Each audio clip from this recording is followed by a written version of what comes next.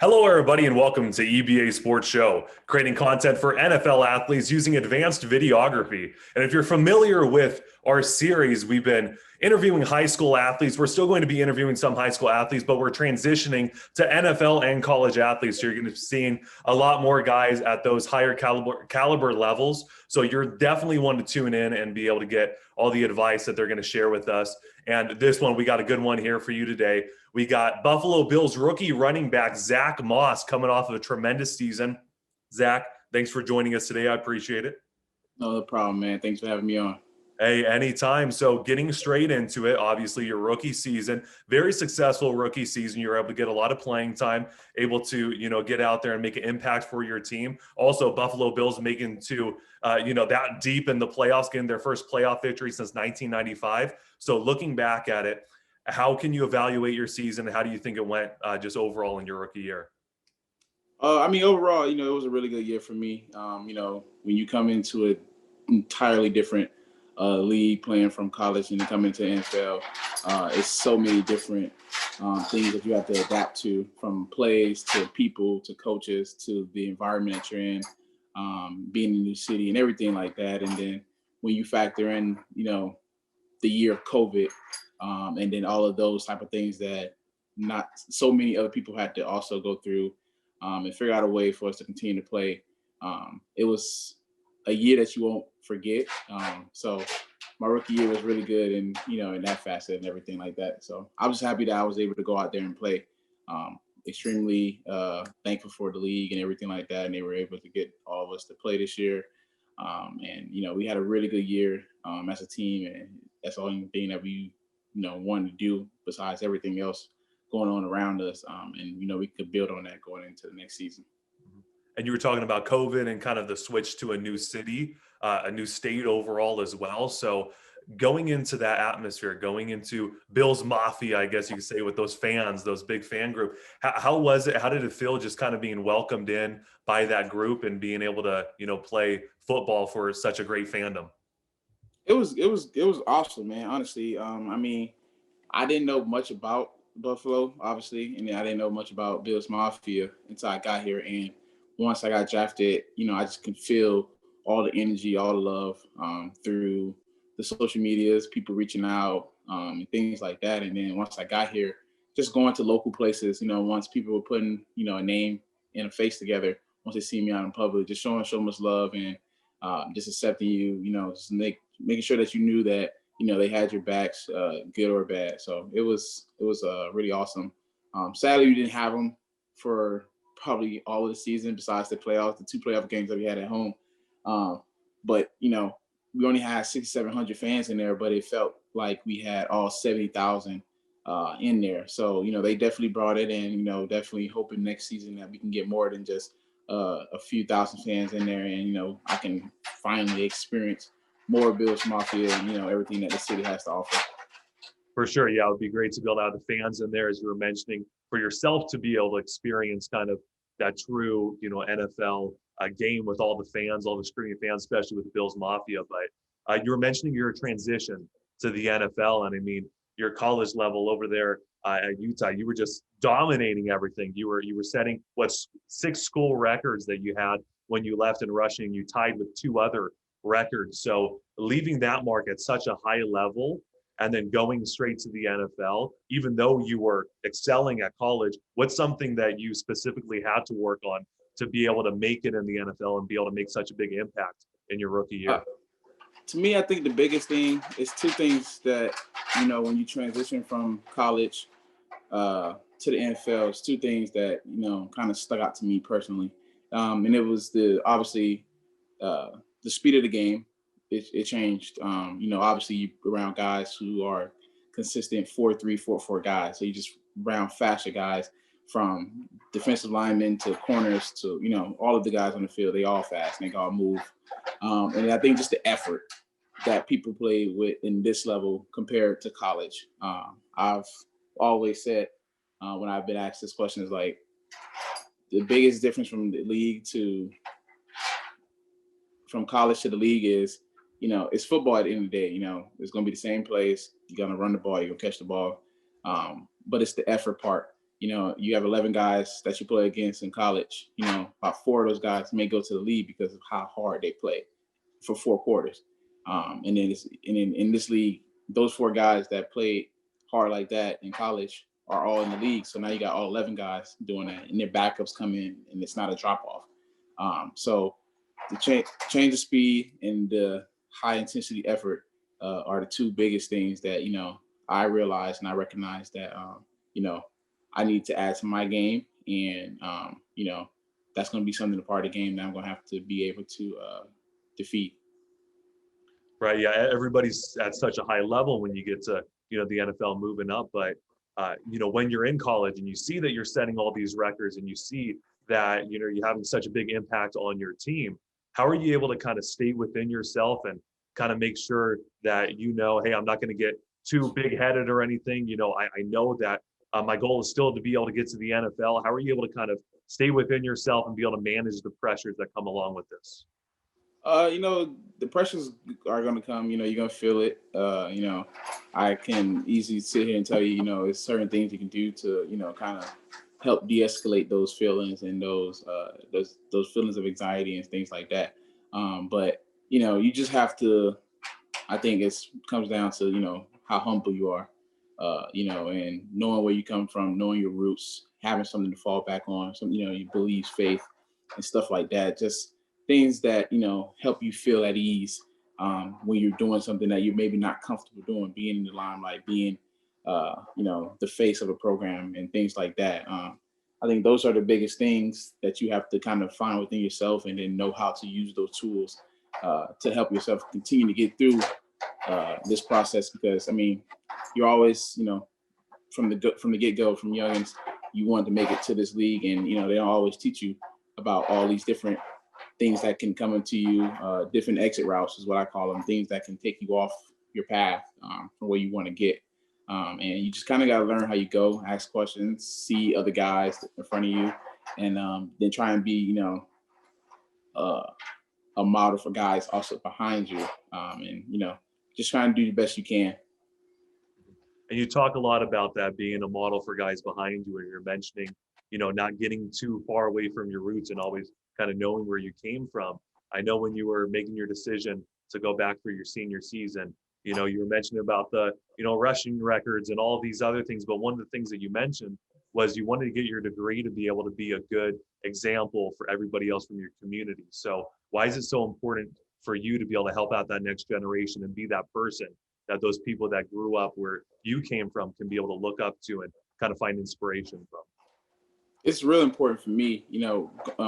I had a lot of time to really think about coming back to school. I had a lot of people around me helping me, also make that decision, and kind of just showing me the pros and the cons and things like that. But at the end of the day, it was all about me coming down and ultimately making that decision, and defining what was the reason that maybe you get hurt in your senior season, maybe your team is not winning, but certain things that would help you, feel okay and be all right coming back, knowing you're doing something bigger than football, something bigger than yourself, that you can look and hold on to. And, coming back to school was one of those things. It was, for my girl to my family. I thought about it, and they helped me. And I realized how important it was to get that degree, being the first person in my family, my intermediate family anyways, to graduate from college and things like that. Now, I have a younger brother who's at Georgetown, freshman. I have a younger sister who's going into a junior year at FIU and things like that. So, just kind of setting those trends, it's kind of like economic growth and wealth, but in the mindset frame, just putting those bricks and layers on top of things and trying to continue to build, even if you don't know you're doing it, just being that inspiration to people around you. Then your nephews, nieces, whatever, your daughters, sons and people around you, the friends and stuff like that, can obviously see that and understand the route that they probably should go, that can lead them to great things. Right. Yeah. Now you're able to be that person. So kind of flashing back to you back in high school at Modern Academy Charter and then Hollandale as well. When you were kind of, going through football, what you were a linebacker, then a running back as well, back at Modern Academy Charter before you went to Hollandale. And when you were over there, you were splitting a lot of time with other running backs. You were splitting a lot of time. You weren't just, I guess, the go-to guy until Hollandale. So when you were going through that time, was there kind of someone you looked out for motivation? Is there kind of something that kind of helped you to be able to get to that next level where you can be able to get to college and be able to move forward? Yeah, I had a coach by the name of Coach Ray Perez, that definitely helped me, keep my mind on, just keep going in that right path. You know what I mean? Because I didn't play running back 100%. Like that was my only position until my senior year once I transferred over to Hollandale High School.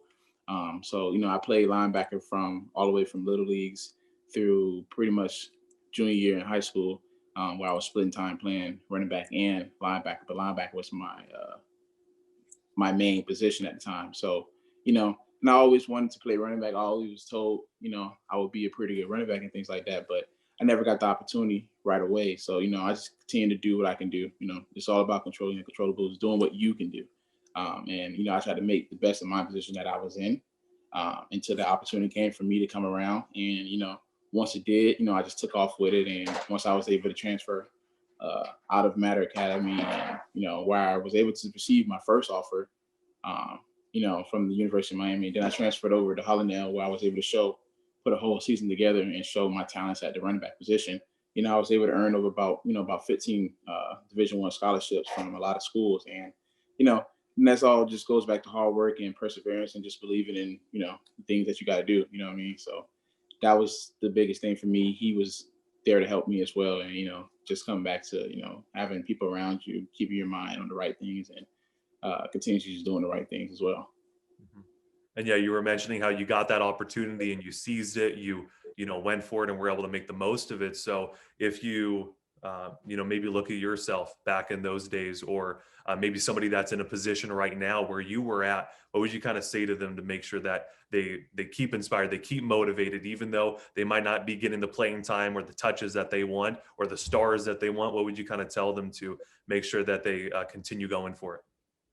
Something real simple, man. Honestly, just for one, keep fighting, and two, something that I learned through college that is, definitely true at the end of the day in a lot of different things that people do across the world. Just the cream always rises to the top. You know what I mean? If you're the best at something, just continue to keep doing what you're doing. It's gonna happen. It's gonna show up because that's what happens. I like that. The cream always rises to the top. That's a good one. But basically, when you were back at your high school age, you were ranked as a three-star running back. So a lot of people, especially nowadays, as social media keeps revving up, and people are worrying about those stars, those five-star athletes. Mm. Coming from a three-star athlete that's now successful and made your way to the NFL, what would you kind of say to somebody that might be a little distracted about that? I know a lot of people say don't worry about those stars. So are you kind of on the same route where, hey, just keep your head down and keep grinding? Yeah, definitely on that. Just keep your head down and keep grinding thing. The stars don't matter. There's guys in the league, um, who never had any stars coming out of high school. Guys who are one, two, three-star guys. A lot of those 4 or 5 star guys, they don't really ever really hang around very long. They always feel like they've always had, you know, they always feel like they have a supreme confidence about them. They don't have to work hard and things like that. People boosting them up.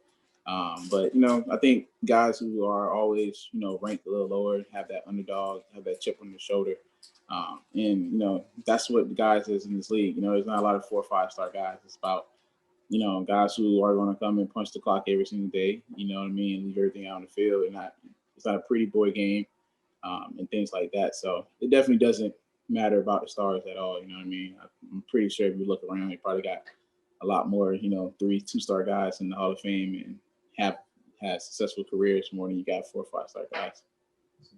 Exactly. You see a lot of those stars in the NFL. You're always seeing that, yeah, they were like 3 or less stars, and they were Yeah. just kind of staying motivated with it. But going back to kind of the inspirational side of it and kind of helping out the next generation, I was wondering if you'd like to talk about real quickly what the 26 shirts with Moss Mode. You were partnering with Lorenzo Alexander, Thurman Thomas for the Lackawanna Life Center. I was wondering if you like to address that a little bit and be able to talk about kind of the work you've done with them and why that's so important to you.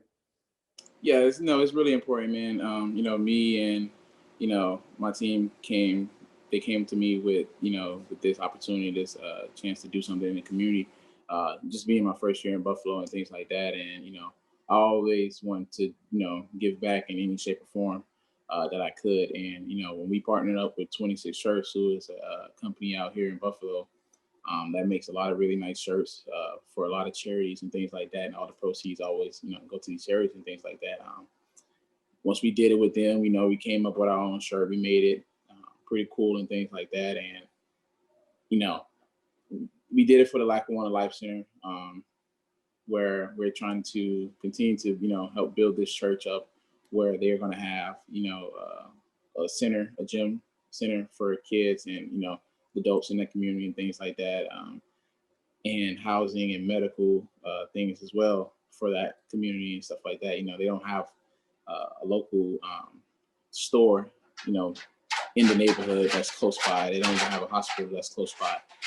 So when you think about that type of stuff, and being in the year 2021 now, it's kind of mind-boggling that you can't just get in the car and go 5-10 minutes, certain places and things like that. And once I heard that, it was just all right. Let's put things together. Let's figure out ways to continue to raise money for this community and for these kids and things like that. And we've done a really good job with it, and it's coming along really, really good. Mm-hmm. Yeah, and yeah, it's great work. You, as you're mentioning, yeah, fitness centers and everything. There's a lot of people who might not have the resources that other places do. So that's some great work you've been doing. You working with Edris Wajet as well, and Made by Mech on Instagram to be able to come up with some nice cleats as well that you're going to be donating to. Do you want to kind of talk about those cleats a little bit? I know I had your journey from Miami to Utah to Buffalo. So what did this kind of mean to you, that journey for you that you took? Yeah, we partnered with him, 16-year-old kid, also from Buffalo, really talented artist, and he made some really cool cleats. And for one, we just kind of wanted to capture, something that was, I guess important, or to me and things like that. And it was kind of just, we put together a cleat where it showed coming from Miami to Utah to Buffalo. Everywhere I've been throughout my career and things like that, and it came out really, really good. And I wore them about a good month ago now during the Pittsburgh Steelers game. And we gave them. We did like a raffle, and we picked a random fan for them, and they won. And all the proceeds to get into the contest, went towards the Lackawanna Life Center and things like that. But the cleats were really dope, man. Definitely gonna have to continue to work with him throughout the time that I'm out here and stuff like that. But they're really dope, man. It was the first time I ever did something like that, and to just see where you've been on a pair of cleats, something that's helped you get to where you've been and things like that. It kind of brings you full circle. Right. Yeah. It must have meant a lot for you to wear those as well. But yeah, those were real clean. I like those.